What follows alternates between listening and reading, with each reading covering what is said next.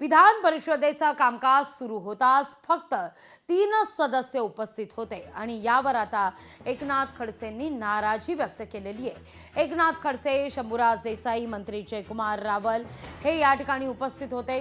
कामकाज सुरू होण्याआधी शंभूराज देसाई हे धावत पळत आले। एकनाथ खडसेंकडून मात्र या सगळ्याविषयी नाराजी व्यक्त करण्यात आली आहे। पाहूया आपण।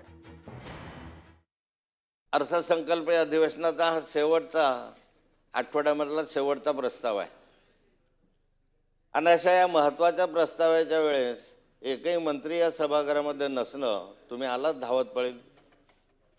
मंत्रिमंडळामध्ये 42 सदस्य आहेत, त्यापैकी एक तरी या ठिकाणी उपस्थित आहे, याबद्दल मी तुमचं अभिनंदन करतो। सरकार किती संवेदनशील आहे याचाही अनुभव या निमित्तानं आम्ही घेतो आहोत।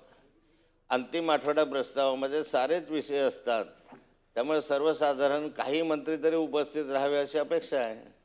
पण मला माहीत आहे तुम्हाला खूप काम आहे, रात्रीचं खूप जागरण होतं आहे आणि जागरणामुळे सकाळी उठायला तुम्हाला वेळ होतो आहे।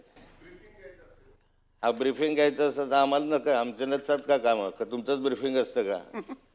रात्री घ्या की ब्रीफिंग। आले की माहिती मिळवणं विभागातनं, त्याच्यामुळे वेळ होतो, दुसरं काही नाही। आणि मी वेळेत आलो होतो, थोडं लिफ्ट यायला वेळ झाला म्हणून 1-2 सेकंद उशीर झाला फक्त। सर्व मंत्र्यांचं ब्रीफिंग नसतं।